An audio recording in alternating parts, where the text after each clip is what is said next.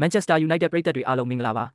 ဒီနေ့မှာတော့တလောကလုံးဟိုးလေးတကြောဖြစ်သွားစေမဲ့အပြောင်းရွှေ့သတင်းထူးတစ်ခုနဲ့အတူကျွန်တော်တို့ပြန်လာခဲ့ပါပြီဒါဟာရိုးရိုးသတင်းမဟုတ်ပဲအသင်းရဲ့အနာဂတ်ကွင်းလယ်ပိုင်းကိုလုံးဝအုံတုံပြောင်းလဲပြစ်နိုင်တဲ့သတင်းမျိုးပါ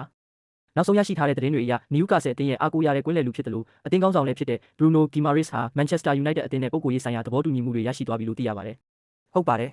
အားလုံးကြားနေရတဲ့အတိုင်းပဲ Newcastle ရဲ့အင်ဂျင်ကြီးလို့တင်စားရမယ့် Guimaraes ဟာ Old Trafford စီကိုရောက်ရှိလာဖို့အခွင့်အရေးတော်တော်လေးများနေပါပြီဒါပေမဲ့ဒီလိုထိပ်တန်းကစားသမားတစ်ယောက်ကိုခေါ်ယူဖို့ဆိုရင်ပြောင်းရွှေ့ကြေးကတော့အတော်လေးအကုန်ကျများမှာပါခန့်မှန်းခြေယူရို80ကနေ80တန်းကြားမှာရှိနေပြီး Guimaraes ဟာ Newcastle နဲ့2028ခုနှစ်အထိစာချုပ်သက်တမ်းကျန်ရှိနေသေးတာဖြစ်ပါတယ်တကယ်လို့သာ United ကဒီအပြောင်းရွှေ့ကိုအောင်မြင်အဆုံးသတ်နိုင်ခဲ့ရင်ဒါဟာငါတို့တကယ်ပြန်လာပြီးဆိုတဲ့သတိပေးချက်ကိုတလီလုံးကိုထုတ်ပြန်လိုက်တာပါပဲအသက်28နှစ်အရွယ် Bruno Guimaraes ကိုကြည့်မယ်ဆိုရင်သူဟာကစားသမားဘဝရဲ့အကောင်းဆုံးအချိန်ကာလကိုရောက်ရှိနေတာပါသူစီမှာခေါင်းဆောင်မှုအရေးချင်းအပြည့်ရှိတဲ့ကွင်းလယ်အမြင်ကလည်းထက်မြက်တယ်ပြီးတော့ပွဲစဉ်တစ်လျှောက်လုံးမနာတမ်းပြေးလွှားနိုင်တဲ့ကစားအားလည်းရှိပါတယ်ဒါတွေဟာလက်ရှိ United ကွင်းလယ်ပိုင်းမှာတကယ်ကိုလိုအပ်နေတဲ့အချက်တွေပါကျွန်တော်တို့ပုံပွင့်လင်းလင်းပဲနှိုင်းယှဉ်ကြည့်ရအောင်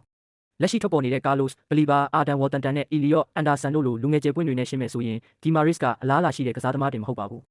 သူက Premier League မှာသူ့ရဲ့ခြေစွမ်းကိုတက်တည်ပြပြီးသားအရေးသွေးရှိတဲ့ကစားသမားပါ Newcastle ရဲ့နောက်ထပ်ကွင်းလယ်လူ Sandro Tonali နဲ့ရှင်ရင်တော့ Guimaraes ကပိုပြီးတည်ငြိမ်တယ်လို့ပိုပြီးလဲအားကိုးရတယ်လို့ဆိုရမှာပါ Guimaraes ကိုခေါ်ယူတာဟာရိုးရိုးခေါ်ယူမှုတင်မဟုတ်ပဲဝါရင်ကွင်းလယ်လူ Casemiro ရဲ့နေရာမှာကွင်းလယ်အနှံ့ကစားနိုင်သူအဖြစ်အဆင့်မြင့်တင်လိုက်တယ်လို့ဖြစ်သွားမှာပါသူ့ရဲ့ရောက်ရှိလာမှုက United ရဲ့တိုက်စစ်နဲ့ခန်းစစ်ကိုပေါင်းကူးပေးမဲ့အဓိကအစိပ်ပိုင်းကြီးဖြစ်လာမှာအသေးချပါပဲပြီးတော့ဒီအပြောင်းရွှေ့တာဖြစ်မြောက်သွားရင် United အနေနဲ့ Newcastle ရဲ့တခြားကွင်းလယ်လူတွေကိုထပ်ပြီးစောင့်ကြည့်နေစရာမလိုတော့ပါဘူးဒါဟာ Manchester United အနေနဲ့ငါတို့တကယ်အလေးနက်ထားလှုပ်ဆောင်နေတာဆိုတဲ့သတင်းစကားကိုပေးလိုက်တာပါပရိသတ်ကြီးတို့ရောဘယ်လိုထင်ပါသလဲ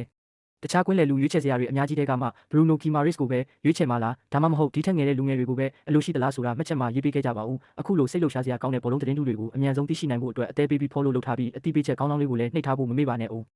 နောက်ထပ်ထူးခြားတဲ့သတင်းတွေရှိရင်လည်းကျွန်တော်တို့ချက်ချင်းတင်ဆက်ပေးသွားမှာမို့စောင့်ကြည့်ပေးကြပါဦးခင်ဗျာ